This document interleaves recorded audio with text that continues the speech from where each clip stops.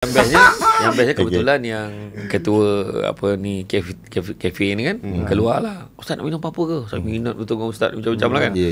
Kau bagilah aku air plain water pun tak apalah. Bagilah apa, tak salah aku nak minum. Menulis ni. Saya pun WhatsApp dekat grup anak-anak murid debat saya di USIM. Kau tolong bagi aku semua poin-poin yang baik pasal Persatu Padu, pasal ni kau bagi. Semua bagi dapatlah 5 ke 6 hadis macam tu. Pasal ni Bersatu Padu, jangan sombong, pasal jangan jadi eksklusif. Susun dapat ada 5 keping. Duration dia minta berapa 5 sebenarnya keping. Ustaz? Sebenarnya yang membawa usul mencadangkan usul dengan menyokong usul, setiap seorang hanya boleh dalam 15 minit. Baik. 15 minit.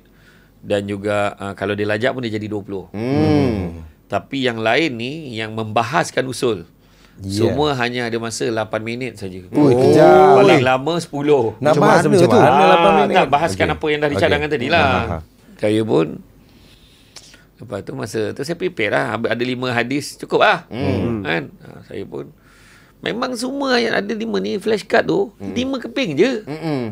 Yang saya cakap tu point tu tak sini ada poket. So, yang last tu kalau tengok last kan saya simpan di azab kan. Tapi memanglah masa tu bila saya nak berucap tu lambatnya yang bestnya sebelah saya tu ada yang YB kat Johor. Saya ingat batu pahat ke apa lah.